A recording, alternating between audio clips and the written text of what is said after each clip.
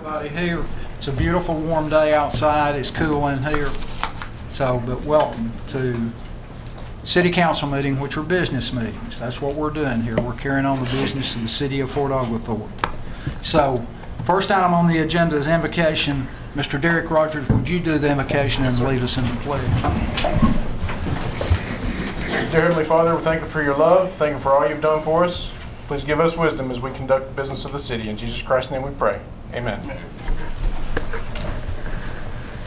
Pledge allegiance to the flag of the United States of America and to the republic for which it stands, one nation, under God, indivisible, with liberty and justice for all.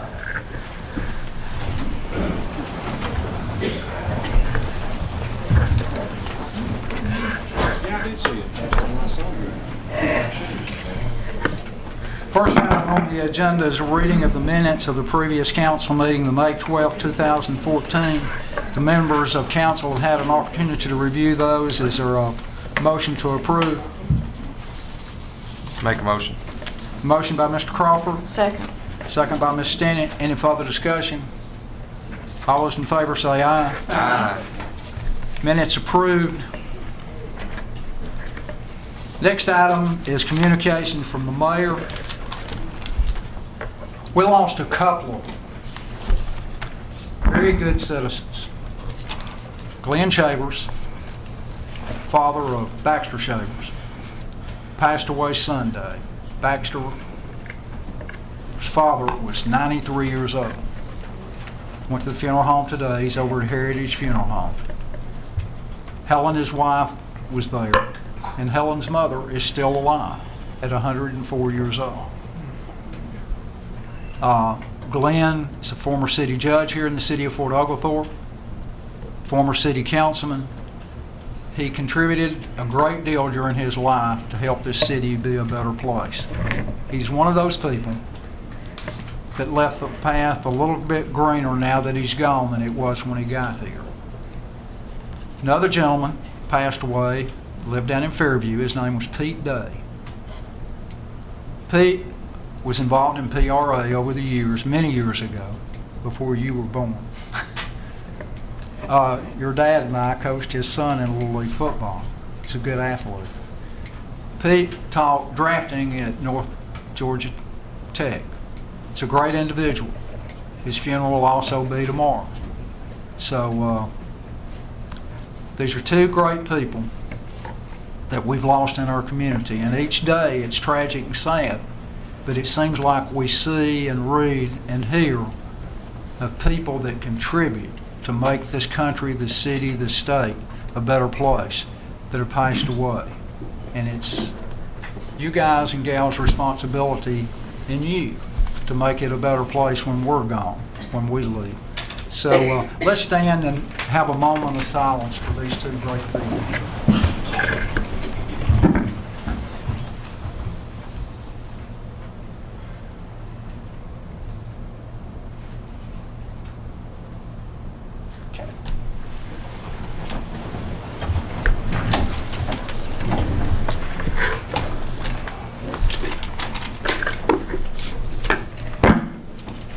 We're going to do mayor comments a little bit different tonight. The mayor is the official spokesperson for the city of Fort Oglethorpe. There's several things that the mayor does. One of those things, he's a PR person in the city of Fort Oglethorpe. He's the official spokesperson. And I'm going to read to you of our city charter, which is the constitution of our city. I'm going to read section 6.31. And each of us, this mayor, this council, we all took an oath of office. When we were elected, we were sworn in. And during that oath, we each took that oath to uphold the Constitution of the United States of America, the great state of Georgia, and the city charter of the city of Fort Oglethorpe, which is the Constitution of this city. We are, if you look at this governing authority, it's a diverse group. You got three young people, Derek Rogers, Craig Crawford, Palestinian. I've been in political life for 6 months or less. I'm an old timer. Johnny Smith's an old timer. Earl Gray's an old timer. It's real easy, and I'm going to take up for you young gals and guys. Just getting involved in politics. It would be and can be, and it was for me. First time I was elected, first time I ran for political office was in 1964. Got my head knocked off in the election, but I did run. In the 1970s, I did run, and I did win, and I did serve 4 years on the city council here in Fort Oglethorpe. But being a brand new council person, it is real easy to be blindsided and not understand the full scope of what government is like. I didn't, the people before me, after me, and I guess y'all too. Politics is a learning process. We appreciate you serving, we appreciate you being here. But now then, I'm going to read section 6.31 of our city charter. This is part of our Constitution, part of our charter. Contracting procedures. Number A, no contract with the city shall be binding on the city unless, 1, it is in writing. No contract is enforceable in the courts unless it is in writing. It is drawn by or submitted and reviewed by the city attorney as a matter of course, is signed by the city attorney to indicate such drafting or review, and it is made or authorized by the city council. Means you guys and gals have got to approve it. And such approval is entered into the city council's journal of proceedings pursuant to section 2.21. B, if the mayor is unable to execute contracts due to his or her absence or disability, the mayor pro tem shall sign such contract pursuant to the terms of section 2.33. On May the 14th, 2014, the city prepared a new lease agreement between the city of Fort Oglethorpe and the Friends of 6th Cavalry Museum. This mayor was in the city on that day. The mayor was of sound mind, he was healthy, he was alive, and he was able to be reached.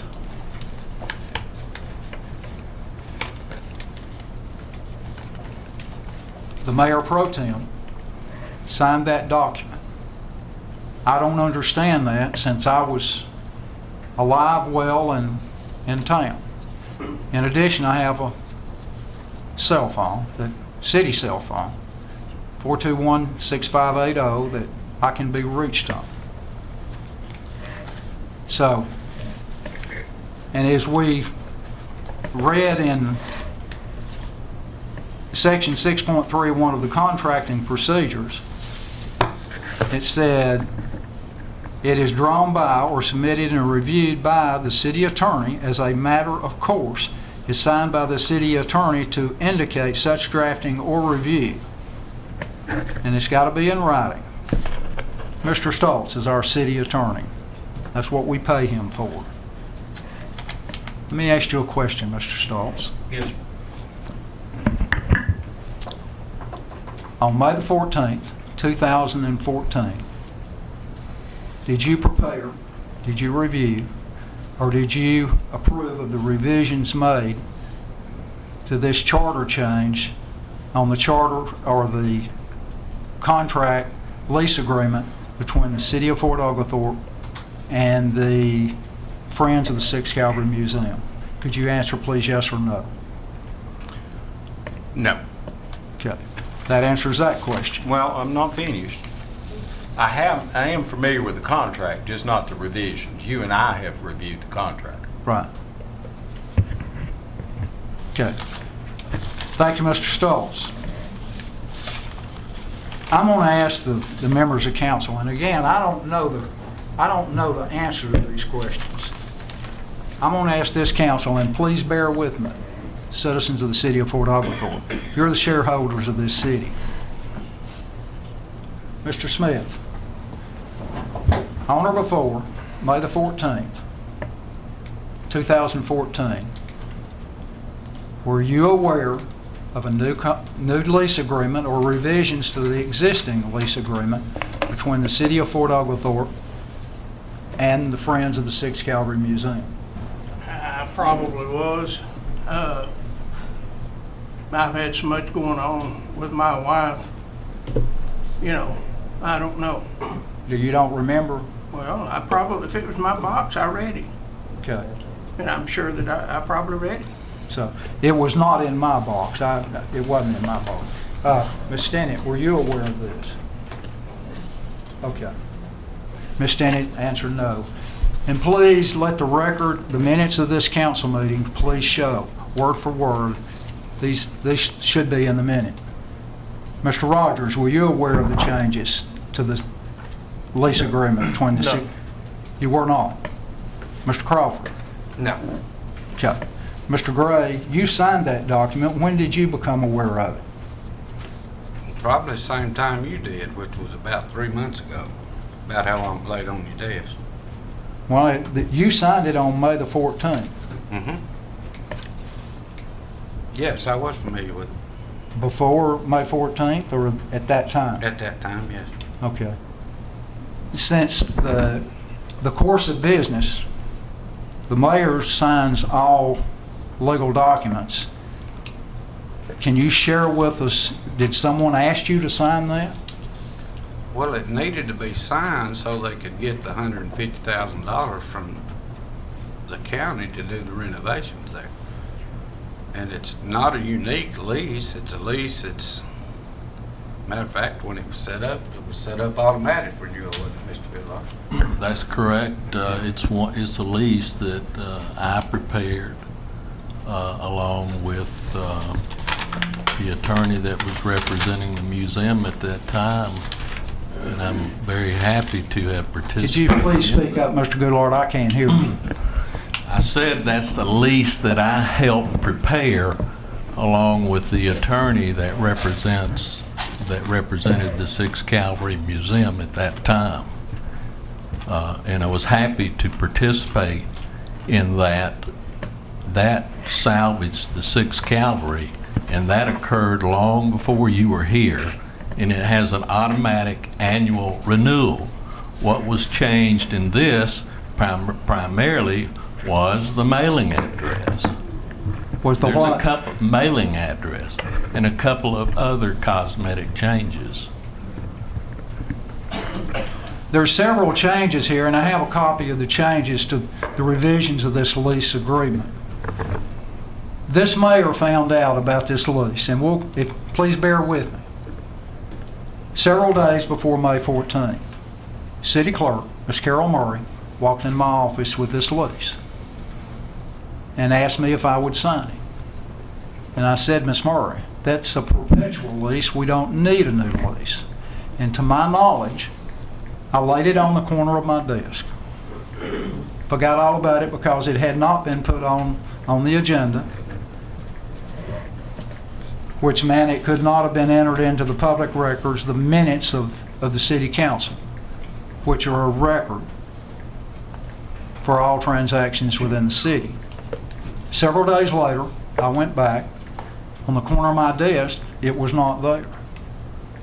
I asked Miss Murray, I said, Miss Murray, what happened to the lease agreement that was on the corner of my desk? Left-hand corner if you're looking facing my desk. She said, Mr. Gray signed that. Is there a reason why, Mr. Goulart, that we did not place it on the agenda to let this governing authority vote on it, place it into the minutes of this governing authority, and that this mayor was not called and asked to sign it by the city manager, the CEO of the city. Mr. Mayor, I mean, I can save you the embarrassment, but with all due respect, I also asked you to sign it at least 2 weeks before I got Mr. Gray to sign it. It had been back there waiting your signature, and you wouldn't sign it for whatever reason. And it was just a formality.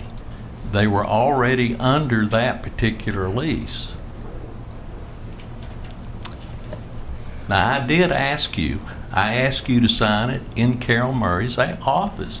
And furthermore, I don't think this is appropriate to discuss these personnel issues out here in public. Now, if you want to go to executive session, I can expand on this in depth, how long it was back there. Mr. Goulart, I do not recall you asking me to sign this at all. I We- did, sir. In this city, and I heard you're in the campaign of a year or so ago, the transparency of government, which means that the citizens of this city should be kept abreast and should be made aware of the things that are going on in this government, in this city. I don't own this city. You don't own this city. The citizens own this city. Transparency is a good thing. It means that we all, the taxpayers, the citizens, the owners of this city, should be made aware of knowing this. And to go into an executive session, and I thought long and hard about this meeting tonight. It's a tough thing. It was a tough call for me to do. I took an oath when I was sworn in as mayor on November the 6th, 2010, to uphold the charter, which is the constitution of this city. If I didn't address this, I would not be upholding the oath that I took.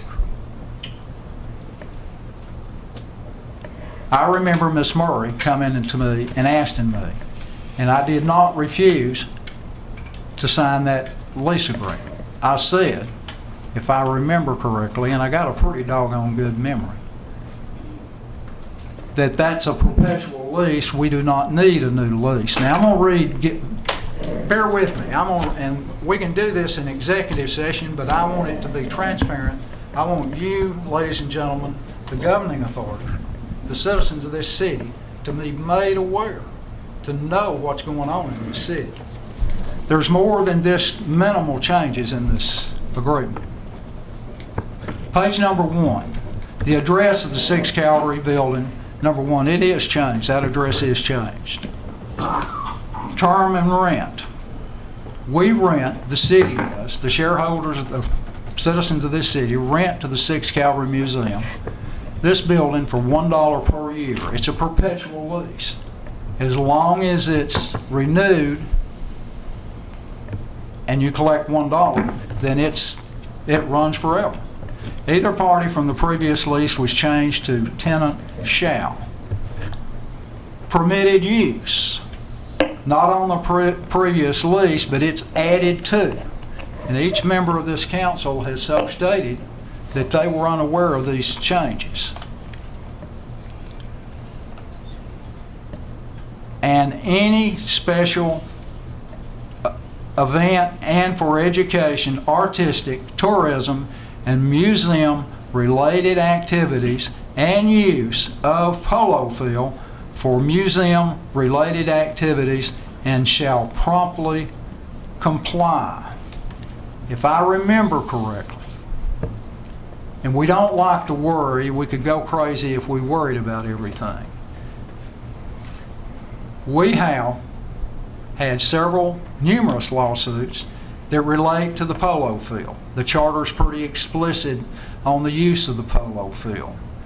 We have a lawsuit that, to my knowledge, has not been settled over a cricket field or a cricket pad. Now, to sign off to give another entity the opportunity to use the polo field without coming back to this governing authority is, in my mind, in my opinion, a very risky event. Now I will continue on.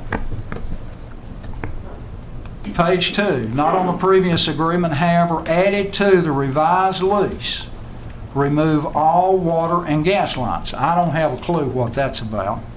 So, just don't have a clue. I don't know if that's important or not important.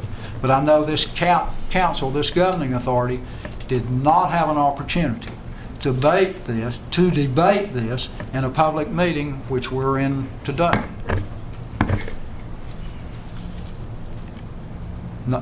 Item number 4, default termination. Not on previous agreement, however, added to the revised lease is line number 11, with a majority vote of the Fort Oglethorpe City Council / termination of the lease by owner must be approved by a majority of the Fort Oglethorpe City Council. That seems like a good thing, to be quite honest. This council needs to approve doing away with or canceling a lease. Item number 6, not on the previous agreement, however added to the revised lease is line number 4, as an additional named insured. I don't understand that. Are we now, under our liability policy, insuring someone else, adding someone else as a party insured? It's an equal dignity situation, whereas we are, when I say we, I say the city is an additional insured under any policy they may have. Our building is insured through our city insurance, has been.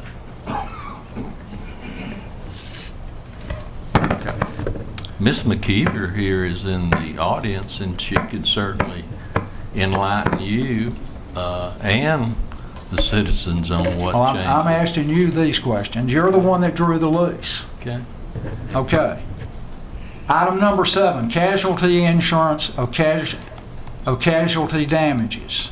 Not on the previous lease, however added to the revised lease is E, collection and all contents are owned by the 6th Cavalry Associations and Friends of the 6th Cavalry Museum, Inc. I think that's probably a good change, because when things are permanently affixed to a piece of property, they become a part of the real estate. In this particular case, if it's a valuable asset of the 6th Cavalry, it should remain those, even if it is bolted to the floor. That's probably a real good thing to protect 6th Cavalry Museum, which needs to be there. Number 10 is a change of the address. So, these are some of the things that I didn't know, I didn't understand. The one thing that I really still, at this point in time, I want everybody out there to, and we've heard this years ago from a president. Read my lips. I do not recall you ever coming to me, you personally, Mr. Ron Goulart, city manager, CEO of this city, and asking me to sign that document. I do remember Miss Carol Murray, the city clerk, coming to me and asking me to sign that, and I laid it on the desk and I said, that's a perpetual lease, we do not need that. And at that point in time, I forgot about it for a few days because I knew it had not been placed on the agenda. This governing authority, these are the folks that you, the citizens of this city, elected to take care of the business of your city, have not voted on these changes, nor this lease agreement itself, and approved it so it could be added into the minutes, the permanent physical record of this city. So, and enough said, it's... Well, may I respond? I'm Yes, sir. sorry that you do not recall me asking you, but Mayor, I did ask you. Not only did I ask you, Miss Murray did, and I asked you in her office. Who did? Miss Murray, Carol Murray. Carol Murray did, yes, I And do I recall asked that. you were in her office, you were seated there. I said, will you please sign this? Mr. Goulart, Miss Murray asked me in my office. Well, the fact of the matter that she asked you, Mr. Mayor, is you would not sign it. You did not sign it. I had to have the mayor pro temp sign it. Now Let me ask you a that's- question. That's the facts. The mayor signs legal documents. No question of that. I think section 6.31 addresses that question. And it also addresses the fact that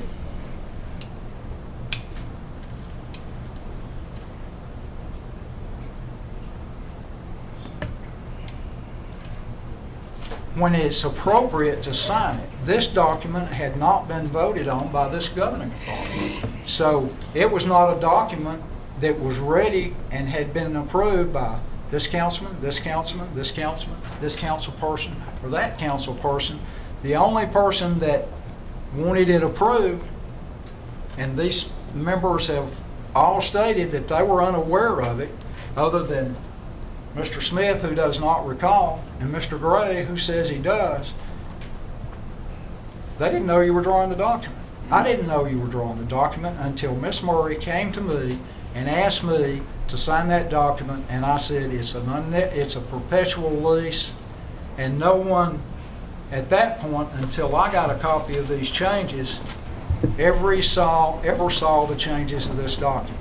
You and I had a conversation that began in the lobby of City Hall and followed up in your office after I found out that it had been signed.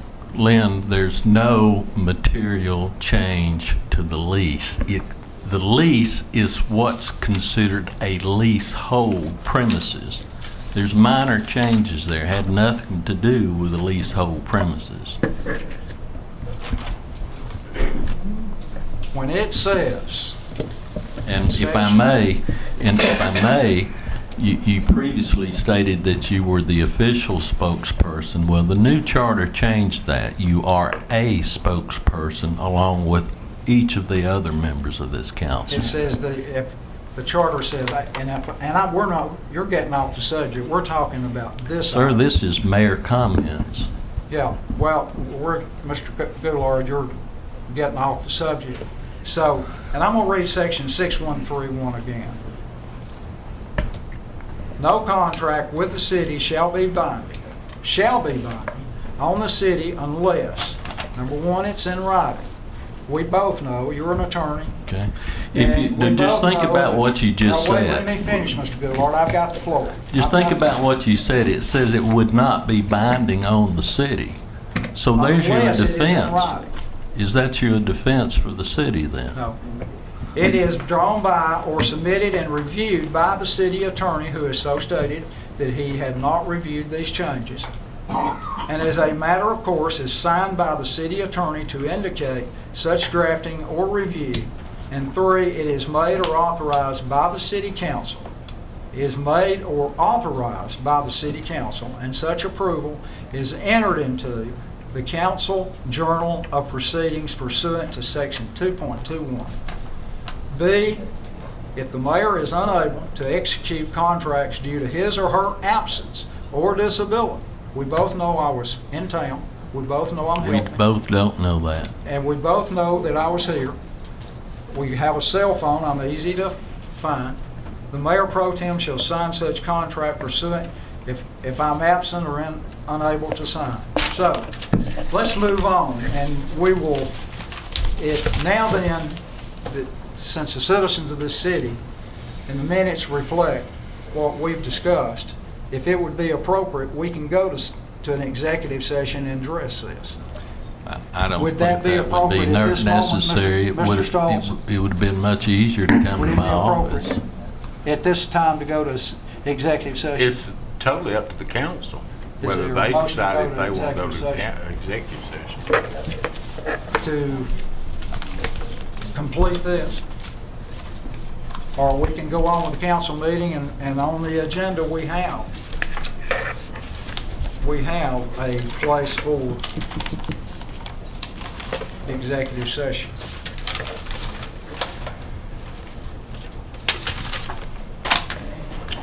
Yeah, I'll make a motion to go to executive session. Have a motion by Mr. Crawford to go to executive session. Do we have a second? Second. Was that you, Mr. Gray? It was. Have a motion and a second. All those in favor say aye. Aye. This council is in executive session. Entertain a motion to come out of executive session. Make a motion. Second. Motion and a second. All those in favor say aye. Aye. This council is now out of executive session. We discussed the issue that we had discussed earlier out here on the council. I've always told my grandkids, first one to get mad loses. This mayor got mad. He came down to this council, in this room, and he was mad. He showboated. I apologize to you, the citizens of this city. I apologize to each member of this council for allowing that to happen. Stand. Thank you, sir. We will place, this lease that was signed is not valid, if I understand it correct. We will place it on the agenda so each member of this council can review it. And at the next council meeting, it will be placed on the agenda and will be voted on. Okay, let's move on. And again, I apologize to the members of this audience, this council. So, anyway, next item on the agenda is zoning matters. We have none. Next item is ordinances, second reading. Mr. Goulart. Thank you.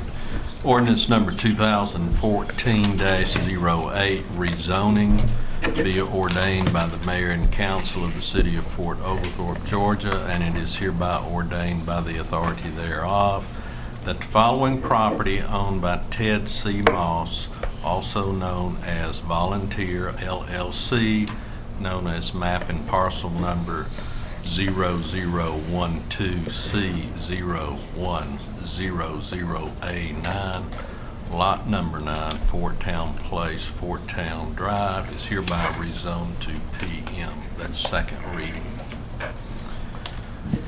Next ordinance, I'll go ahead and cover it, is ordinance number 2014-09. This also is a second reading. It's also a rezoning ordinance. Be it ordained by the mayor and council of the city of Fort Oglethorpe, Georgia, and it is hereby ordained by the authority thereof that the following property owned by James R. Brown and Bernard H. Brown, DBA Brown Construction Company, known as map and parcel number 0012C0100A9, lot number 9, Fort Town Place, Fort Town Drive, is hereby rezoned to a PM zoning. Thank you, Mr. Goulart. Next item on the agenda, resolutions. Number 1, Resolution 2014-02, approval of scheduling for PEG programs. Mr. Goulart. Resolution number 2014-02, approval for scheduling of PEG programs. And the PEG program is the city's access channel. Be it resolved that the city of Fort Oglethorpe has access to a public, educational, and governmental PEG channel as additional consideration for the cable franchise issued to Comcast Cable Company. Therefore, be it resolved that the Fort Oglethorpe elected officials shall not participate in any program or production to be aired or shown on the PEG channel unless the subject matter and content has been approved by the Fort Oglethorpe City Council. So resolved this 9th day of June 2014. Is there a motion to approve? Make a motion. Motion by Ms. Stinney. Second. Second by Mr. Smith. Any further discussion? Mr. Rogers. Yes. Mr. Crawford. Yes. Mr. Gray. Yes. Ms. Stinney. Yes. Mr. Smith. Yeah. Motion approved. Next item on the agenda, Resolution 2014-03, setting the minimum entry-level salary for full-time hourly employees. Mr. Goulart. The reason I placed this on here is the old resolution authorized entry level between $9 and $15 an hour. This one will raise that to $9 the minimum and the max 17. Resolution number 2014-03, setting the minimum entry-level salary for full-time hourly employees. Whereas in accordance with the Personnel Ordinance, Chapter 7, Section 2, Appointment Rate, depending upon qualifications, the minimum entry-level salary for full-time hourly employees shall be between $9 and $17 per hour. It is hereby resolved that the minimum entry-level salary for full-time hourly employees shall be between $9 and $17 per hour. So resolved this 9th day of June 2014. Is there a motion to approve? Make a motion. Motion by Mr. Smith, Second. second by Mr. Gray. Any further discussion? Mr. Smith, Yeah. Ms. Stenney, Yes. Mr. Gray, Yes. Mr. Crawford, Yes. Mr. Rogers. Yes. Motion carried unanimous. Next item on the agenda, reading of the city clerk communications, we have none. Next item on the agenda, proposed approval of Walker County SPLOST certificate. Mr. Goulart. Yes, this is just a formality. It's already been approved by the public. This is just a supplemental tax certificate that I need you to vote on to approve the distribution of the proceeds that we will receive in accordance with our agreement with Walker County. Is there a motion to approve? Make a motion. Motion by Mr. Rogers. Is there a second? Second. Second by Mr. Crawford. Any further discussion? Mr. Rogers. Yes. Mr. Crawford. Yes. Mr. Gray. Yes. Ms. Stenney. Yes. Mr. Smith. Yeah. Motion carried unanimous. Next item on the agenda, proposed approval of the contract with PWMC to replace the burnt Gilbert Stuyvesant Pavilion. City Manager, Mr. Goulart. Yes, as you may recall, we went through the bidding process and we were unable to secure a bid that we could afford to build that pavilion back, but we do have a bid on building a pavilion which is substantially the same size. It's going to have less bells and whistles, but overall it'll be a pretty nice building. The roof, and it'll have a metal roof and match the pool building. It's going to be a 60 feet wide by 100 feet, and the amount of the contract is $76,200. Recommend approval of that amount to the company is PWMC. It's a company out of Harrison, Tennessee. Is there a motion to approve? Make a motion. Motion by Mr. Smith, Second. second by Mr. Gray. Any further discussion? Yeah. Mr. Smith. I'm gonna tell you, I have had, you wouldn't believe people that's asked me about that. People love that back there. They do. And they constantly, when are they gonna build it? When are they gonna build it? And I am tickled. Maybe they won't get to put it on me no more. Anything further, Mr. Smith? Yeah. Anyone else? Mr. Smith, Yeah. Ms. Stenney, Yes. Mr. Gray, Yes. Mr. Crawford, Yes. Mr. Rogers. Yes. Okay, motion carried unanimous. Next item on the agenda, proposed approval of proposal agreement to relocate Parkside Nursing Home Pump Station.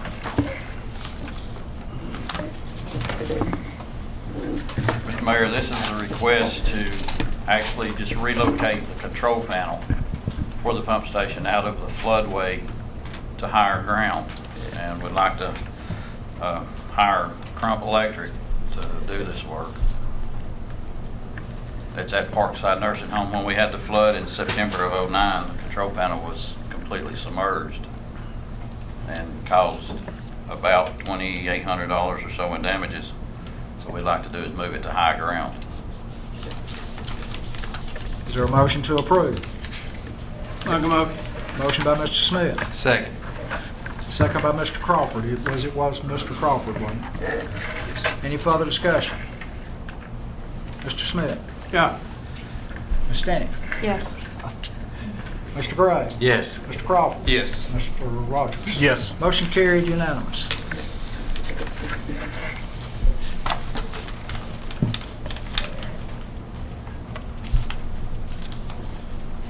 Anything else, Mr. Crawford?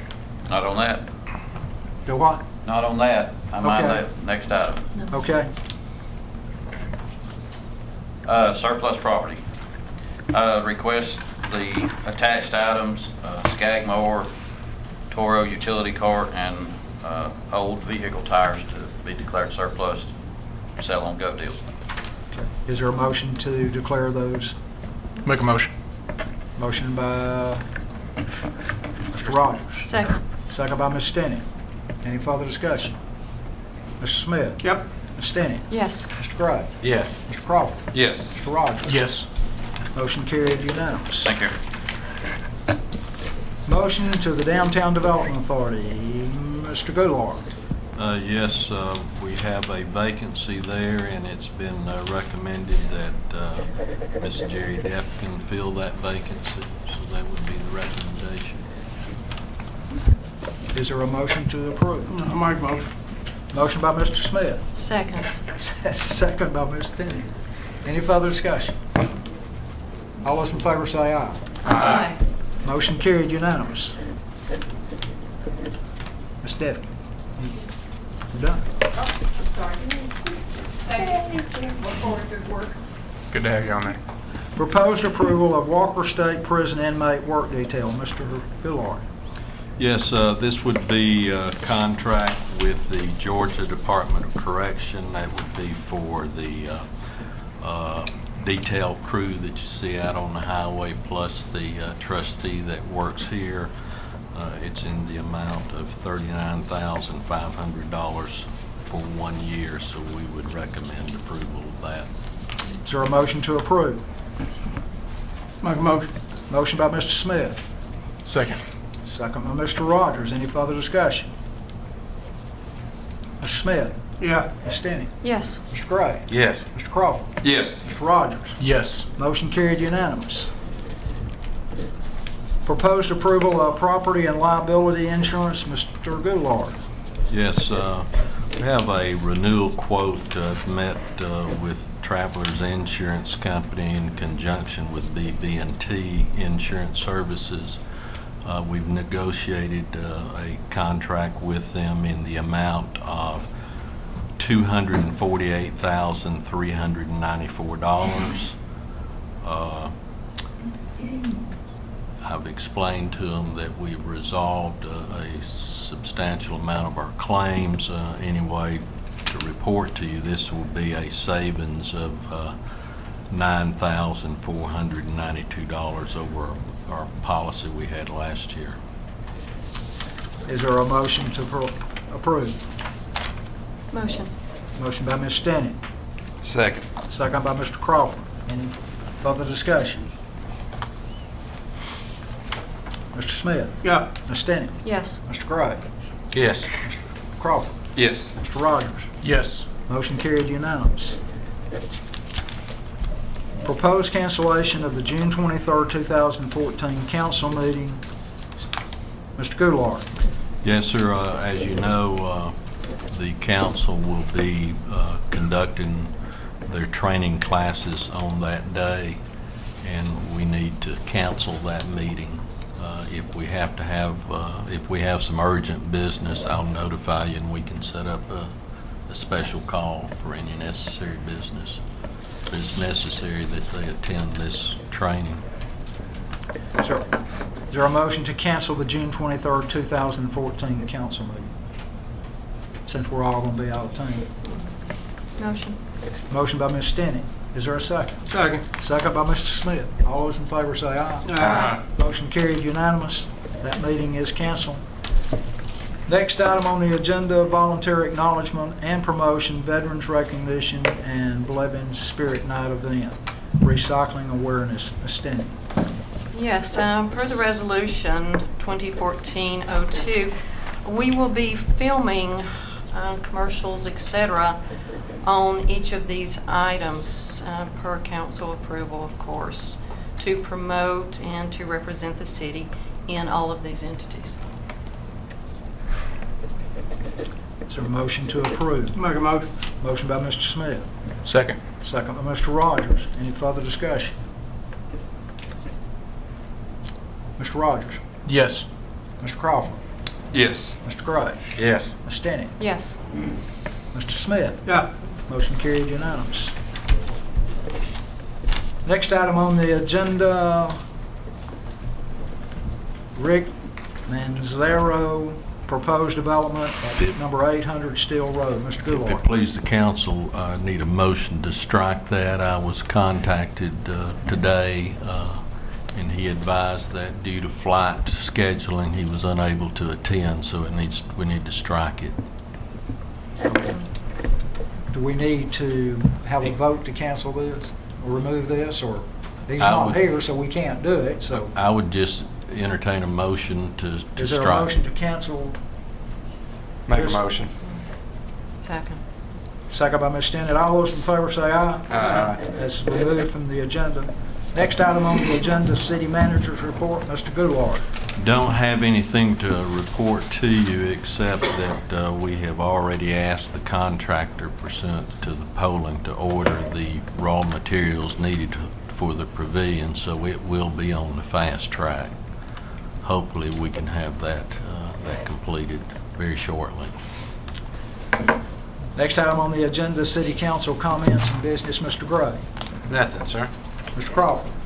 Yeah, I'd like to say congratulations. We got a bunch of new graduates in our community now, and congratulations to all those young men and women for their accomplishments. I'd just like to say happy birthday to my sister. Today's her birthday, and Thursday is my hero and my best man, my father's birthday, and I'd like to wish him a happy Father's Day and tell him I love him.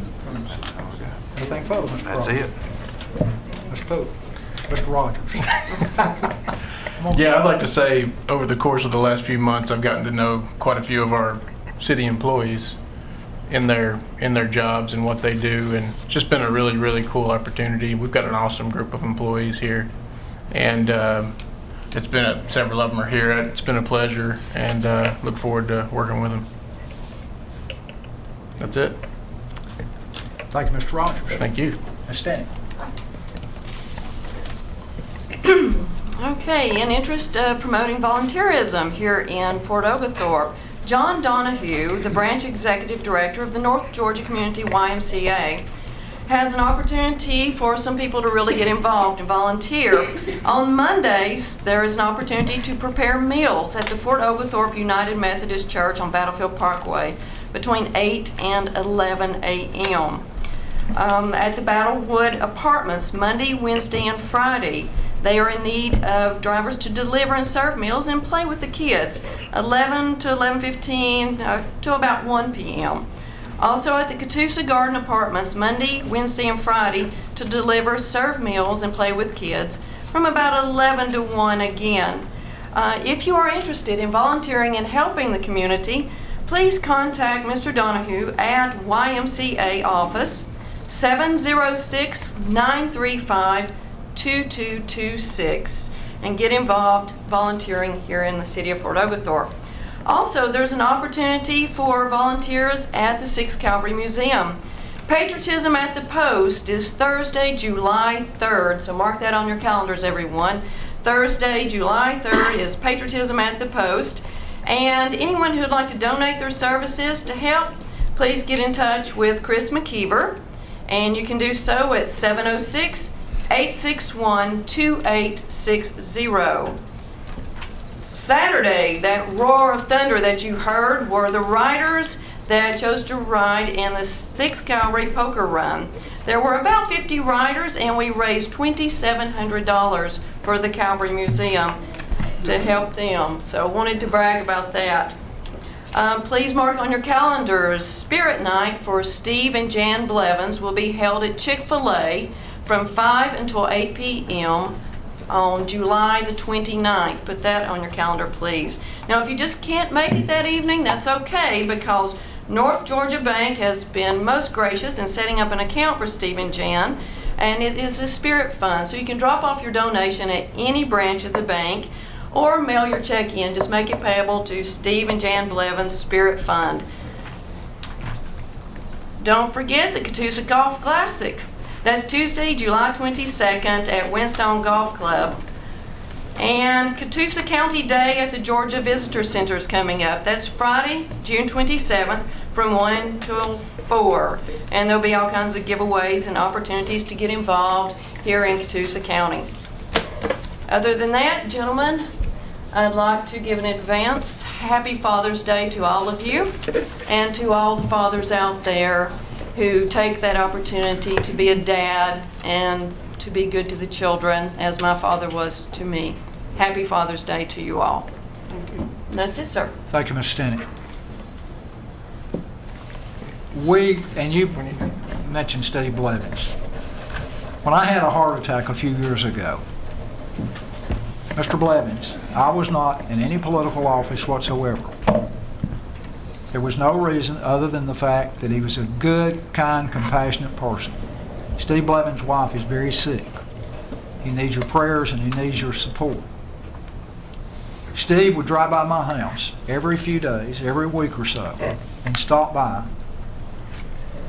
No political reason, no reason other than the fact that he was concerned as a Fort Oglethorpe police officer and said, "How are you doing?" And I have never forgot that, and I appreciate that. Steve Blevins is a class act, he and his family. Mr. Smith. Yeah, I support that too. I worked with Steve a long time, and the agony that the families have to go through, it's just something else. And as far as myself, I want to tell you how much I appreciate the mayor and council and you, the citizens, that your prayers, that's why my wife has made it through the first time. I believe she'll make it through this second time, God willing. And I appreciate all the prayers. We're leaving Thursday, and we're going to be calm for a while. It's going to be a long journey, but she's tough, and I just wish I had that much of the strength that she has. And I do appreciate all of you in prayer.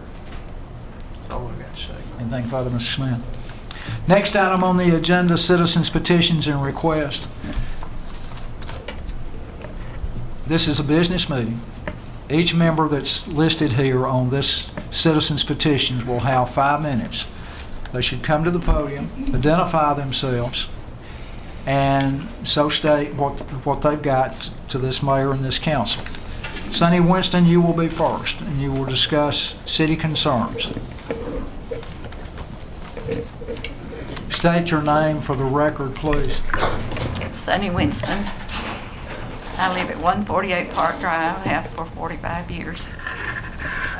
Mr. Mayor, I realize that most of your authority as mayor of the city of Port Oglethorpe has been taken from you, but do you have problems at Patterson Place?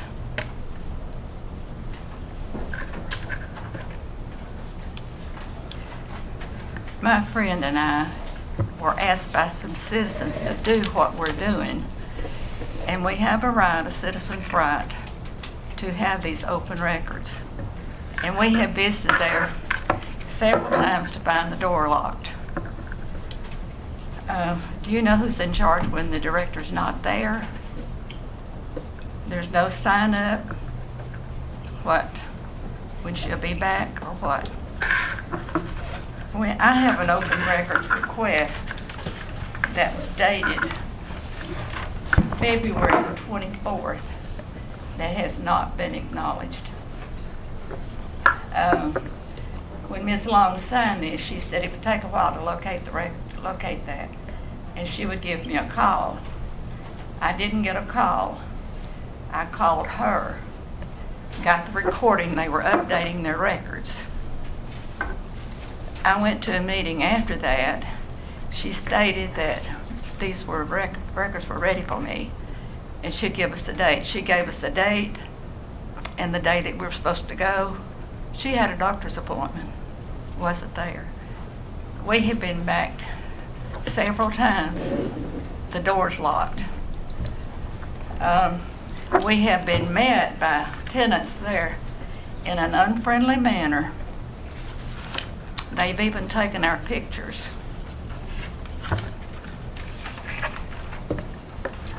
We attempted to attend a meeting, a call meeting at the Patterson Place, and we were approached by the chairman of the board and told more than once that we were not going to get into the meeting.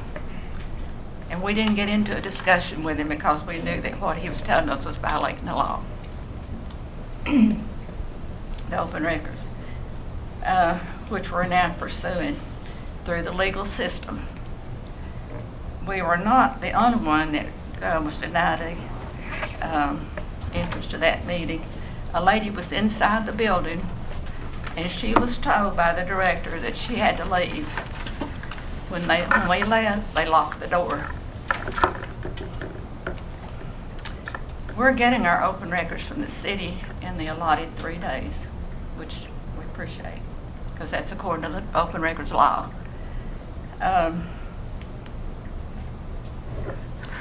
only thing I don't know why we're not getting it, but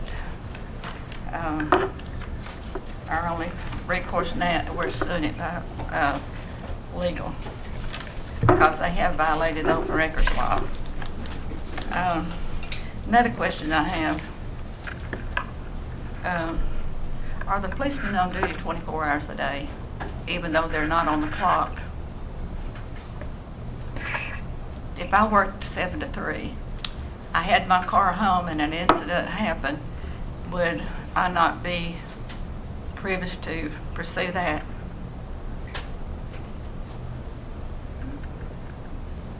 An officer is expected to deal if there is an emergency, but an officer, unless they are being paid under the labor laws of our nation, are not on the clock unless they are officially at work. So does that answer your question, Mr.? No, it doesn't, because if I had a policeman live next door to me and I had an emergency, I would hope that he'd come to my aid. Okay. And not be fired for it. So that was my question. Are they on duty? what I would suggest you do is come down tomorrow and get with the city manager, and you and the city manager sit and talk about this. Okay. Well, this was brought to my attention that an incident happened, and that was it. I have one more question. Are the police a delivery service for the private citizens? Sonny, That was brought to my attention. okay. People out here are asking questions, and that's why we're pursuing this. We're not doing this on our own.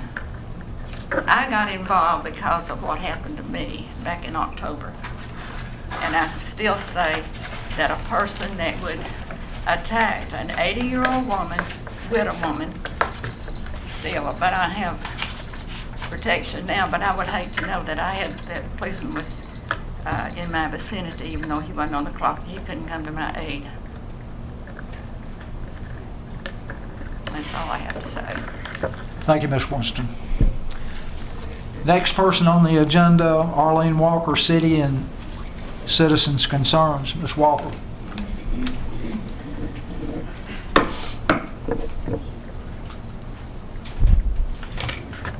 Hi, Arlene Walker, Fort Oglethorpe. I am happy to report that the YMCA did pick up the children's program again, and Ms. Sten, it was nice to read this off for us tonight. So Fort Oglethorpe children are taken care of again for another year. Could you please speak up and speak into the mic so I can... I hate to be deaf. I need a hearing ear dog, but... Back in the first part of April, Citizens Group was contacted, And I was contacted personally to assist these residents, actually because they saw me talking up here. And they sought me out. And so I began looking into their complaint, and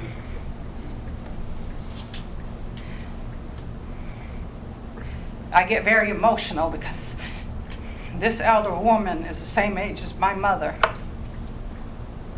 And because of the sensitivity of this, Mayor, I handed you a packet tonight and asked you to take it home and look at it because I wanted to help them and do things the proper way.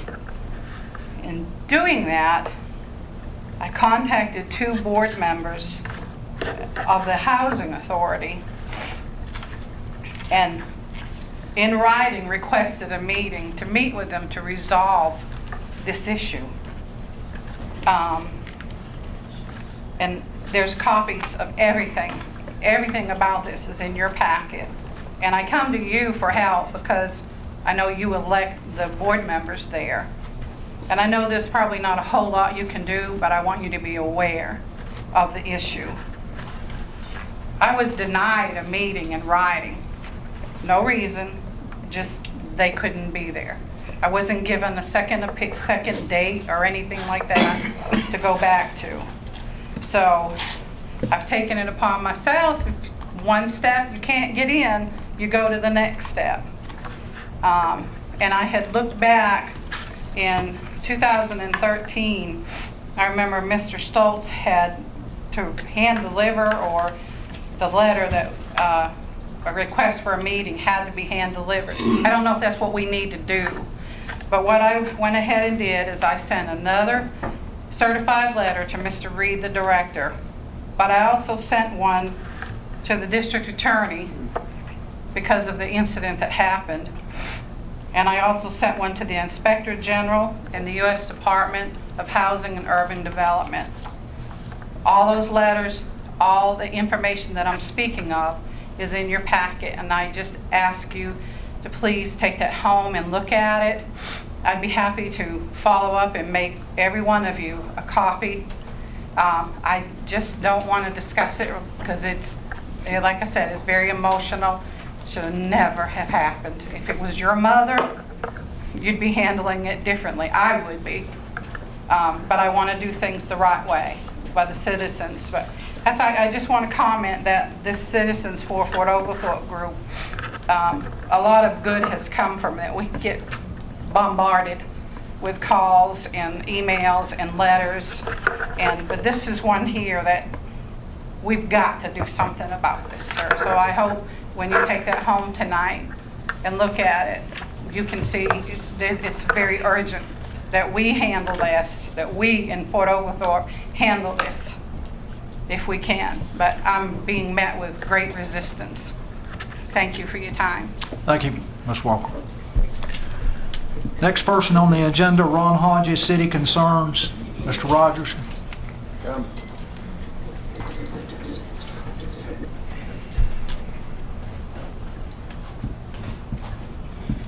Ron Hodges. Can I bring you a piece of paper, sir?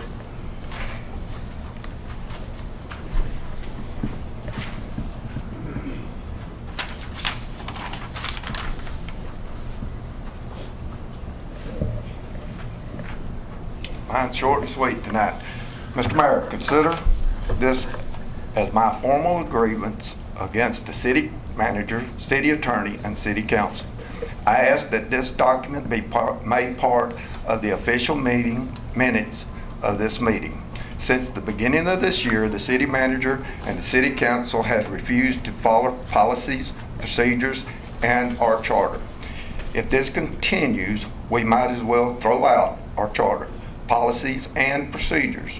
Under the new charter, I am asking that the Ethics Committee be enacted in compliance with section 2.14-L-1.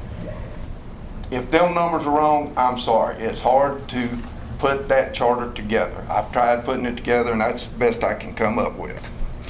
To look into the misconduct of the city manager, city attorney, and also the city council.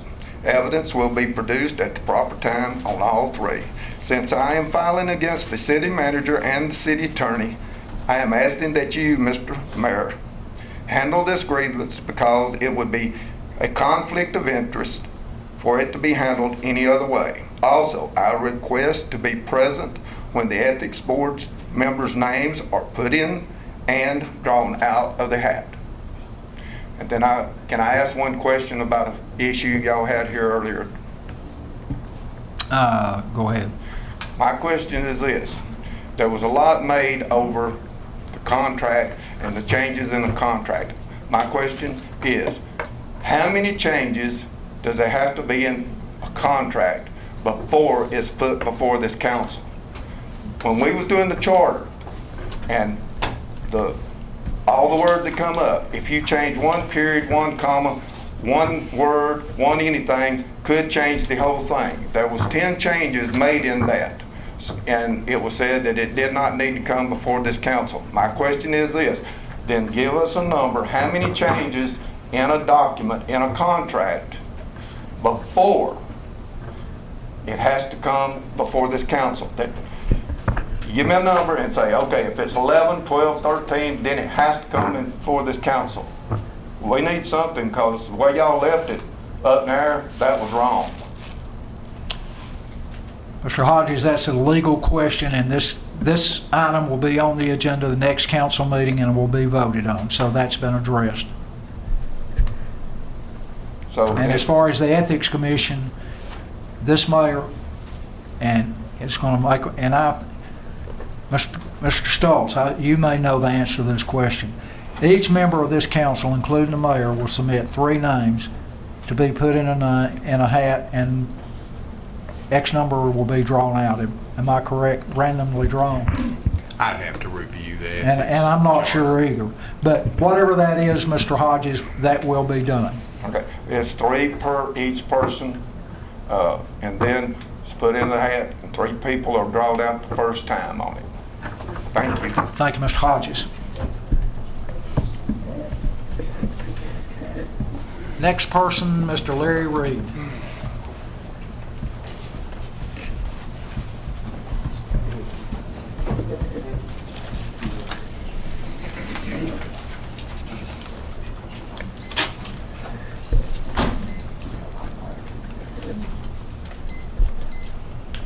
Larry Reed. I came before the group tonight to commend you for the way the last meeting was conducted in a professional manner. I'm a little bit disappointed in what happened tonight, Mayor, but I appreciate your apology and trying to soothe things over. But mayor and council in this body has to work together. There's no 2 ways about it. I've always been a positive person, and I brought a bottle of water up here to illustrate. Some people will say that bottle's half full. That's a pessimist. I say pessimists say it's half empty. I got it backwards. Thank you, Paula. Pessimists will say that bottle's half empty. I'm an optimist. I say that bottle is half full. I've always associated myself with positive people, and the people I've run into are contrary to the negative things I'm hearing. Citizens have concerns. Every citizen in this community has a right to come before this body individually, not as a spokesperson through someone else. And if they've got concerns, they need to exercise their rights to come before the body and say what they've got on their mind. And again, I reiterate, work together in a positive manner and quit looking for the negatives. I look for the positives. I associate with positive people. I don't look for the negative people. I encourage everybody else here tonight to do the same thing. Thank you. Thank you, Mr. Reed.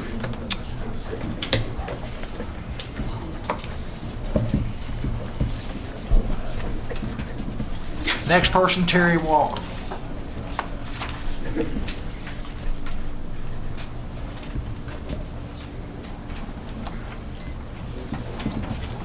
Hello, my name is Terry Walker, Park Drive, Fort Oglethorpe. I too am part of a citizens group, and over the last several months we have been bombarded with calls and letters, and I've got a letter here that we received a couple of weeks back from a concerned citizen that I'd like to read to you. It says there has been there has been talk from both city officials and citizens about repeated visits to the city charter and a desire to move on. It may be a little annoying, but the charter is the governing document of the city. It is meant to be consulted again and again. It contains the rules under which the council and other city employees are legally bound to operate. There is no such thing as a point which the city may do so as it pleases just because one side or the other won. Every citizen, regardless of what side he or she is on, has the right, and some would say the duty, to hold government responsible for adhering to the law. Our form of government in the United States and in Georgia and Fort Oglethorpe too was created with the knowledge and understanding that power does not always bring out the best in people, and one of the best antidotes to that problem is eternal vigilance on the part of the people. The vigilance does not usually come from the people who are on the so-called winning side. Those are the people who will often look the other way if rules are broken, corruption seeps in, and representatives simply get messy about adhering to the rules. This is the beauty of our system.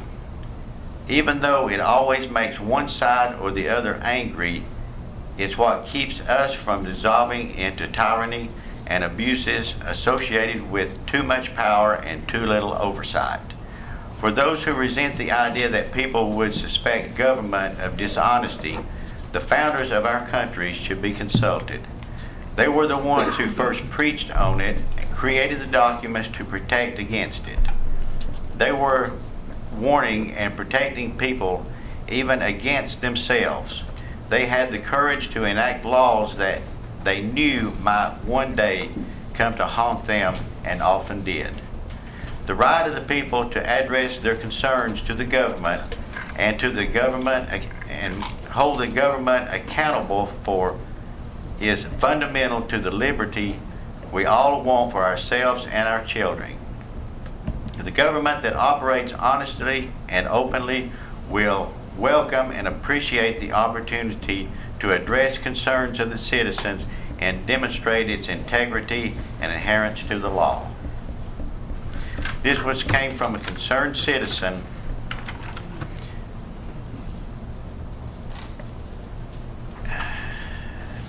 I know the charter's been spoken on and spoken on and spoken on. To me, it's simple. You follow the laws of the charter. You'll never have to worry. The charter will back you up 150%. Just follow the laws by the charter. It's the laws that this city is governed by. To me, it don't seem like it's that hard of a job. It seems simple. Of course, I'm here, you're up there. Thank you. Thank you, Mr. Walker. Executive session, Mr. Stoltz, there's nothing else? Is that correct? Is there a motion to adjourn? Make a motion. All those in favor say aye. Aye.